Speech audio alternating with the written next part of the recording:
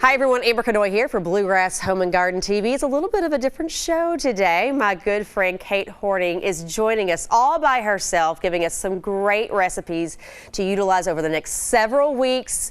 You know I love her food, and I'm just sorry I can't be there, but we're going to kick off this show with Kate and let her kind of walk us through some great meals to try out at your home. All right, so today we're making some of my go-to simple holiday side dishes. These are perfect all holiday season, and what I love about them is there's so few ingredients. So it's easy to kind of assemble everything and whip it out in really no time at all. So the first thing I'm gonna start with is my crispy Parmesan roasted potatoes. And these are great because they can be prepped in advance and easily reheated in the oven. Also, the combination of melty butter and Parmesan cheese baked into the potatoes just adds so much flavor and texture. It's delicious. And then we're going to be serving those alongside my roasted maple Dijon Brussels sprouts.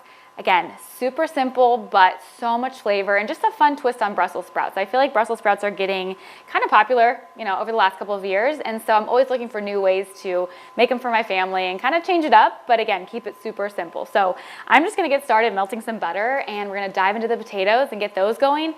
And then we'll work on the Brussels sprouts and we'll pull it all together, again, in not a long time, and it's gonna be so delicious. So I'm gonna get my butter into my pan over medium heat.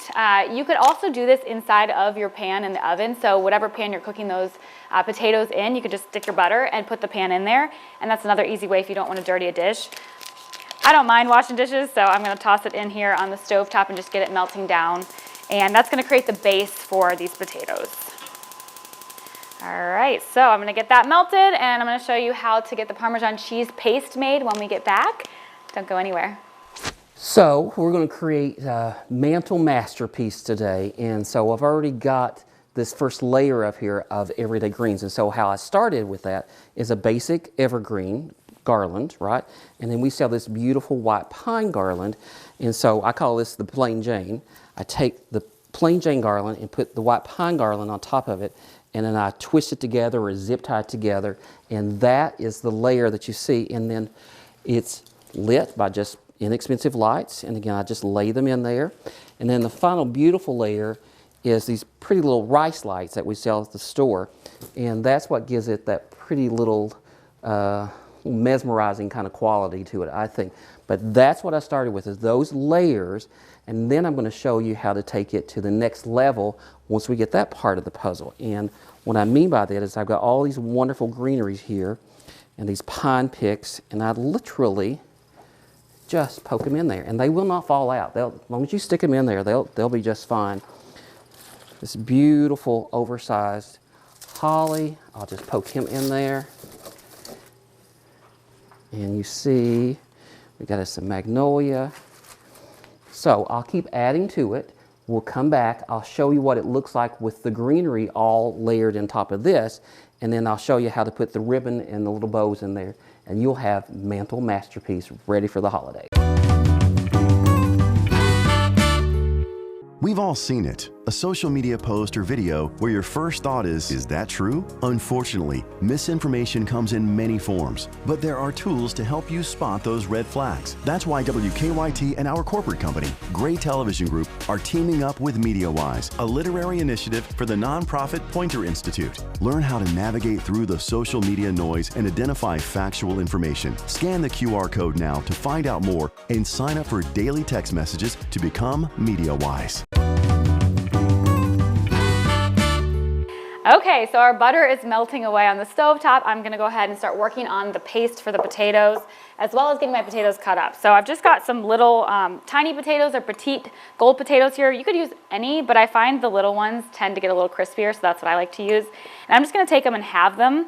If you do wanna do that, having them in advance, put them in water. That will actually keep them from browning, and then just dry them really well before you bake them. That way they'll get nice and crispy. So I'm just gonna have the potatoes here, and you want to take a sharp knife and just kind of go right down the middle, really easy. So this is pretty basic, straightforward, and that's what I like to do with the holidays. I feel like holidays tend to be crazy and we've got a lot on our plates, so I like to keep the food simple, but I also like to switch it up every year. So for Christmas dinner, we tend to do very traditional things like beef tenderloin, salmon, and then the side dishes are where I get to kind of have some fun and change things up. So I love to do some sort of potato, some sort of green vegetable, but each year I always look for some new inspiration, and these are going to be my go-to dishes that we're going to be serving to my family as well this year.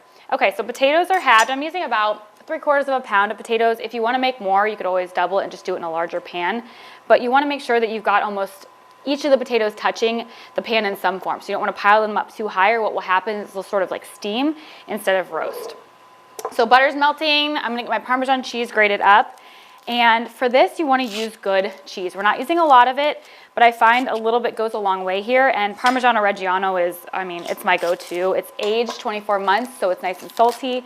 You could use a regular Parmesan cheese here, but I would not recommend like the pre-grated. Those tend to have like a caking agent in them, and they just don't melt and give it that delicious crispiness. And then I'm just using a box grater, and I'm going to grate it on a small side, and I want about 1/4 cup. If you love cheese, you could go for more, but I like to keep it to where it's not too heavy because I know around the holidays we tend to eat a lot of heavy food, so when I'm cooking at home, I try to balance and do delicious things that aren't too much. So that looks good, and we can put a little bit more cheese on top that will crisp up and brown up in the oven as they bake. All right, so now I'm just going to take the Parmesan cheese, put it into my pan, add my butter, and then I'm going to add about a 1/2 teaspoon each of Italian herbs and garlic powder, and just kind of mix that together and show you how it's done when we come back. Thanks for keeping it here on Bluegrass Home Garden TV. I am here with Jimmy McKinney. that just happened. Jimmy the Skinny. Hey, I was asked earlier to spell and sing my name. He thought we said sing. We said spell your name because before we do a lot of these segments, just for our editing purposes, we have people say, you know, this is the hard part right there. People saying and spelling their name. And he thought we said singing, then he proceeds to sing it. And I was like, well, that's new. Yeah. That's new.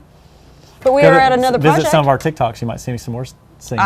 You and your TikTok, I love it. I love it. And I love the fact that you don't take yourself so seriously that you get all hung up on like having to have this perfect persona, like all pulled together. You like to have fun, be a little goofy. And you know, it's what we do is, you know, it's stressful enough for clients and stuff. So got to have fun every now and then, and you know, have a good time and enjoy the process. I tell my kids the same thing when they get all worked up about stuff. I was like, listen, nobody's making it off this planet alive.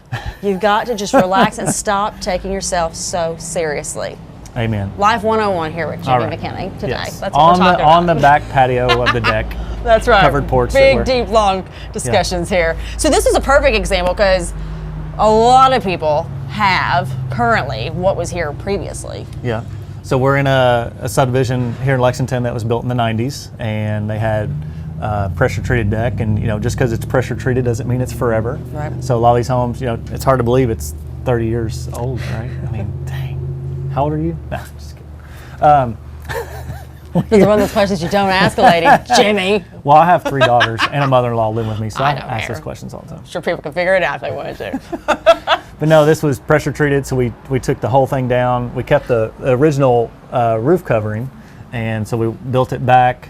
It is a pressure treated structure, but then we wrapped it all with composite material. Okay. We did an underdeck system that has a trough system between the joists that channels the water out. Nice. So now they have not just here where we're sitting, but also below us. They can have outdoor space that they can enjoy, and you know, they're downstairs, so it's not, you know, in between you're dodging the raindrops in between if you're downstairs and stuff. So. And this is a great space too. I mean, it's not enclosed, but you could still have some heaters out here and really enjoy this pretty much 3 out of the 4 seasons. Would be nice to have a little heater this morning. So it is. Fall has came in with a vengeance for sure, but that's okay. So you'll see we did, you know, this hidden fasteners on the decking, and we did a composite ceiling as well that gives it that beadboard look, but it's not anything that has to be maintained.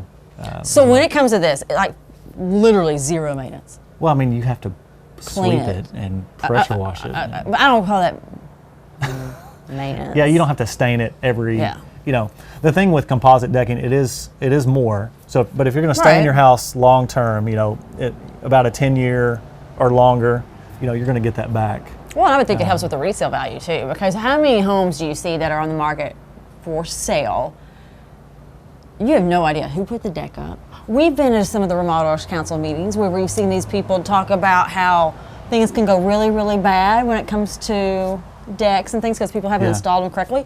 You buy a new house, you don't know. I'm like, codes have changed. Even from the 90s when this subdivision was built, codes have changed on how it's attached to the house and all kinds of stuff. So yeah, I think I would be much happier buying a house if it had something like this. Yeah. Yeah, for sure. All right, people have a and this was one of those things. Even though we kept the same existing footprint, we did change the stairs, and so we had to go through the design process, and they got to see it in 3D before we started and all that. So give us a call at the office or visit us online. He dribbles it out, and GRC is your 2022 champion. We have so much basketball tonight.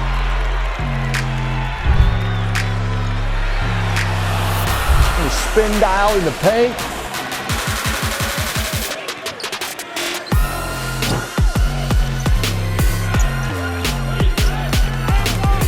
High School Game Time, Tuesdays and Fridays at 11 on WKYT. Sponsored by UK Federal Credit Union.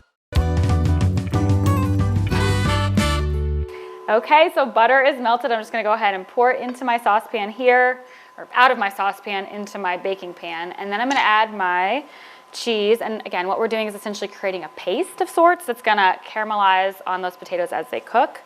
And then I've got my garlic powder. You could use garlic salt, but I love Celtic salt, so I tend to use that instead.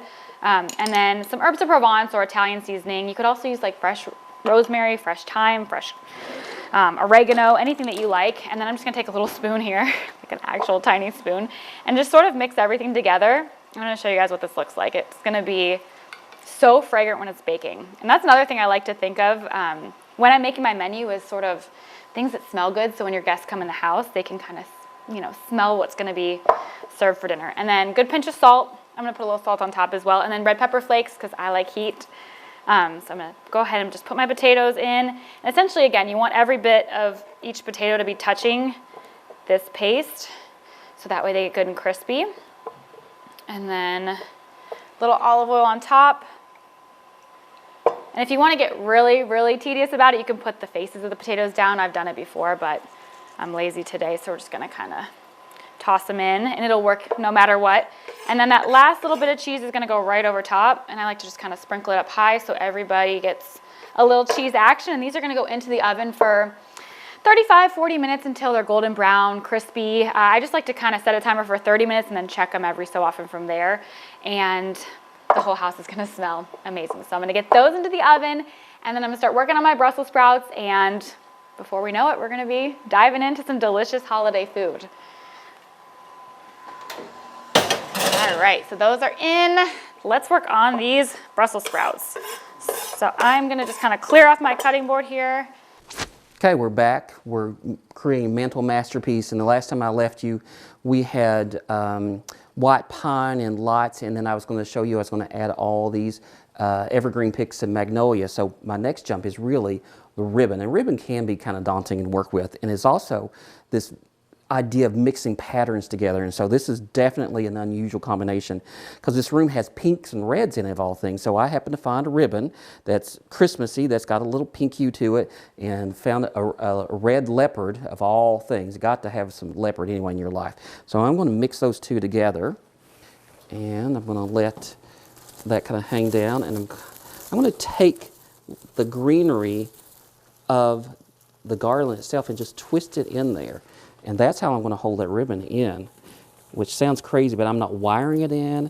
I'm not doing anything that's permanent. I'm going to fold this ribbon and let it kind of wrap around. Again, finding the garland, wrapping it, twisting. It's almost like a zip tie or a bread twist. Look how beautiful this is. Let's lift this up. Kind of tuck him in there, kind of look like it's weaved in. And I think we're getting lush again. Twist him in there. And then My sweet dear friend Amber Canoy and the Bow Making 101 is always a trauma, so I thought this is a little homage to her. We're not even making bows. It looks like we did. So wherever this is weaved and tucked in, I took the ribbon and I took about a yard and a half length of it. I zip tied it together and made a little loop. You can use these in your Christmas trees also. But you see this little loop? Wherever it's tucked in, go back and take my piece of my greenery of my garland, twist them in there, pull the ribbon forward, work the little tails. You want to see the front side of it. Pull this around, rework this. And if you stand back and look at that, that looks like it's a big bow that's tied in there. And all it is a loop that you twisted in with your garland. I think we can do this. But if you want to do a create lush garland, come and see us. We've got lots of these pieces and parts.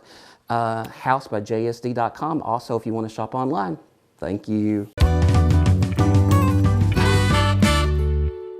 dribbles it out, and GRC is your 2022 champion. We have so much basketball tonight.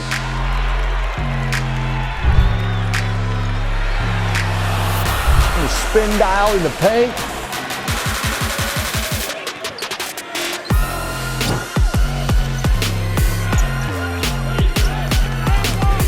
High School Game Time, Tuesdays and Fridays at 11 on WKYT. Sponsored by UK Federal Credit Union. All right, so potatoes are in the oven roasting away. Now it's time to start working on my Brussels sprouts. And these are the simplest Brussels sprouts. There's just a couple of ingredients, but the way the ingredients come together just makes them so tasty. So I'm going to go ahead and put my parchment paper down on a baking sheet. And anytime I'm doing anything on a baking sheet, I always line it with parchment paper. I just find this makes it so much easier for cleanup. So if you want to save some time, grab a roll of parchment paper. And then I'm just going to take my Brussels sprouts, cut the ends off, cut them in half. If you have larger ones, you could quarter them. I find that they tend to get a little crispier when they're a little smaller, so I always try to look for smaller Brussels sprouts at the store. But honestly, with all the craziness of the holidays, sometimes it can be hard to find. So I just quarter them and you'll get the same result. So these are just gonna get kind of spread out on the baking sheet, and what's gonna happen is I'm gonna roast them in the oven, just kind of salt, pepper, olive oil, really, really simple. And then pull them out, and the last couple minutes we're going to drizzle with maple syrup and walnuts and Dijon mustard, and it's going to create this almost crispy glaze on the Brussels sprouts. It's going to just make them a little bit special. And that's what I love about the holiday season is you're always looking for ways to make every dish special, and I find that using, you know, just a little twist on a classic recipe just makes it feel new and exciting and different. If you want to prepare this in advance, I would recommend cutting the Brussels sprouts up. You can do that probably up to 5 days ahead of time and just put them in the refrigerator.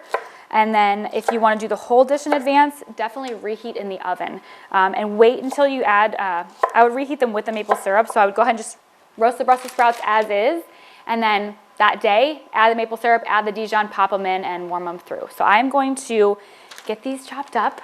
I'm going to get olive oil, salt, and pepper on them. They're going to go into the oven and roast for about 15 minutes. I'm going to pull them out, add my maple syrup and Dijon, pop them back in, roast another 5 minutes, and then I'll pull them out and they're gonna be crispy and sweet and so delicious, salty. I mean, I literally can't wait to give these a try. They are my absolute favorite. So stick around and I'll be sharing them with you when they come out of the oven.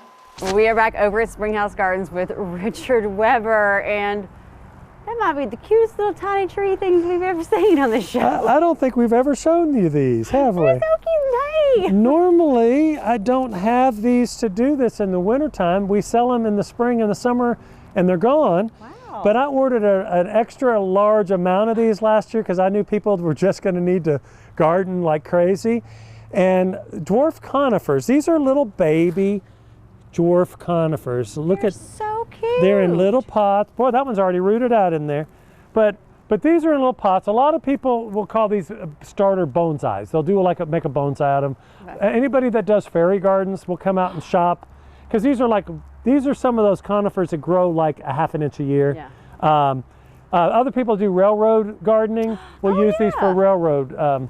But we had them up there, and nobody was seeing them in the greenhouse, the poly house. And I thought, well, I've got these planters. We'd put some greenery in them for Christmas time. But after Christmas, I thought, I need to do something other than just having the greenery cut and stuck in there. So I went and chose some of my favorite ones. This is another type of Chamaecyparis. We did a another segment on Chamaecyparis a while ago. We also talked about a dwarf Mugo pine, but the one we talked about before was golden. This is just a really miniature one. And this is a miniature arborvitae. I love that. Miniature juniper, and another type of hinoki cypress. So there's so many, there's literally thousands of different varieties of dwarf conifer. And what makes them dwarf doesn't mean that these are always going to stay really tiny. A dwarf conifer is just one that will grow shorter or smaller than its parent plant. So if the parent plant is 100 feet tall, it could be 50 feet and be considered a dwarf. So you have to really use that term dwarf with a grain of salt, but or a gram of fertilizer, however you want to do it. But anyway, so these are really, really cool, and you can plant these, actually plant them in there. These are going to come out when I get ready for putting spring flowers in, but for now I'm protecting them for the winter time. But they could be planted in a planter, and you could leave them out all year round. Or you could have them in the house? No, these are not house plants. These have to be outside. They have to stay cool. But most of these will grow in the full sun, but there are a handful that will take full shade. So I've got some little miniature troughs or little concrete planters in another area of the garden where it's total shade, and they're looking really, really neat. You put little miniature hostas, different things like that in them. So it's a real fun way, especially if you want to get the kids involved, and if you don't want something that gets out of control very quickly. It's like the perfect size for kids. Oh yeah. They'd be like, that's like me. So remember, some of these plants might be like this one is probably 4 years old. So again, when you see the price on some of these things, this one's like $18.99. But that's how long it took for it to be that size. So it's really kind of cool. So anyway, you might want to come out and look at those. We'll have a lot more in the springtime. All right, so definitely check out your website for the hours and everything. Yeah, website, Facebook, Instagram. We'll give you our hours. We're open Monday through Friday right now.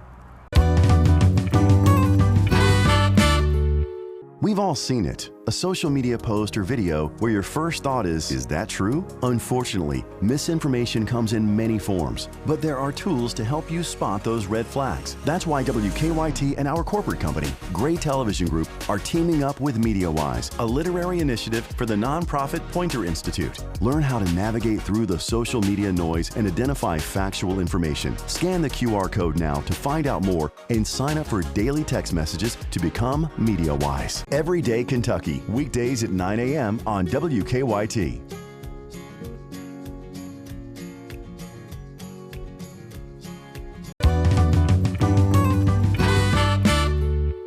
So I'm always wanting to tell you guys how to create moments without working too hard, and this Christmas moment is really based on the idea of I don't have time at the holidays, and neither do you, to move half your house, right? It's hard enough to get the front door decorated and the tree up, much less having stuff here. Now, some of you do it. I don't have time for that. So I think this is a beautiful setting, and so I thought, well, how do I add a little touches of green without working too hard? And so I love me a zip tie. I think I've told you guys this. So I have these picks in this beautiful magnolia and pine, and so I just took a couple of pieces, chopped them off pretty short, zip tied them together. And so literally this can be stuck in a tree, this can be stuck in a garland, but today I made 2 or 3 of them up that, I got my lamp sitting on it, that I am going to nestle this around this. And again, I used to have individual picks laying here, and the kids would knock it off or something. And I thought, well, if I bundle them together, I can use them a couple of ways, and they won't get knocked off and fall apart, and I have to redo it. So I'm going to make me a third one to go around the base of this. So magnolia and white pine, which is just a broken record of mine, and going to get our zip tie. Pull it together pretty tight. I have my wire cutters. Yeah, here they are. Cut my excess off. Trim that off. This is a pair of really good wire cutters. And there's my third little moment, a little holy trinity. Kind of lay him on the back side of this, surrounds this, and I think that is just an absolutely beautiful moment, not working too hard. Looks like lush greenery, and this really you can put down for the holidays now, and I think that can really stay through January, February, because it's just fresh greens. But that is something that is easy that all of us can do. come and see me. You can buy a lot of these things online, housebyjsd.com. Thank you. Okay, so I wish you guys could smell my house right now. That garlic, Parmesan, buttery potato. Oh my goodness, it smells so good. So I'm gonna get everything out of the oven. I finished my Brussels sprouts by adding a little maple syrup and Dijon mustard and walnuts. So I'm gonna grab both out and then I'll get the cranberries. Oh my gosh, look at those bubbly, crispy, cheesy potatoes. So I added about a tablespoon or so of maple syrup and just tossed it around, and then I added about a teaspoon of Dijon mustard just to give it a little tang, and then my walnuts, and popped it back in the oven for about 5 minutes. And what happened is the maple syrup kind of glazed the Brussels sprouts and the walnuts toasted. So you don't have to toast the walnuts on the side because they're already toasted up, ready to go. And then I'm gonna add some dried cranberries. You could add fresh ones to this and cook them in the oven with the Brussels sprouts, but I just feel like dried are a little bit easier and they're very festive and pretty. So I'm gonna go ahead and put this onto a plate so it can start cooling, and then we'll talk about these potatoes, which I am so excited for. I think these are gonna be the biggest hit with all of your family, but first I'm gonna show you guys, oh, how good do those look? They're like glazed and crispy. And I love Brussels sprouts, how they're like kind of bitter and crunchy when you roast them.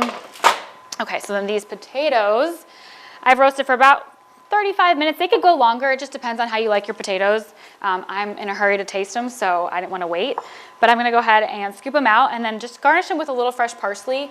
You could also use rosemary, or you could just skip the garnish because they really are so fabulous on their own. They don't need anything. But you'll see this buttery Parmesan mixture, how it like caramelized and got all delicious in the oven.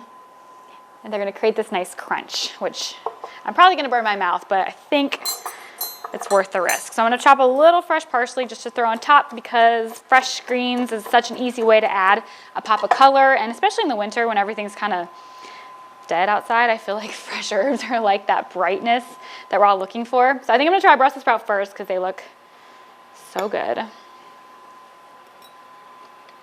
They're like sweet, bitter. Those cranberries are warm and chewy.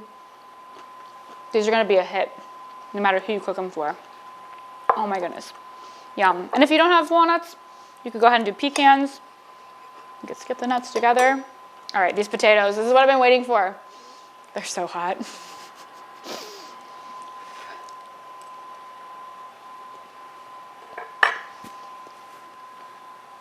Crispy, cheesy, buttery. They're so flavorful. And it's just such a fun way to do potatoes, just something different. You know, changing up the basic mashed potatoes or roasted potatoes. So I think your family's gonna love these. So I hope you guys give these recipes a try at home. I can't wait to see what you think of them. I know you're gonna love them as much as I do. And happy holidays. Thanks for watching, everybody. Tune in again next time for Bluegrass Home and Garden TV, because Kate has got more coming your way.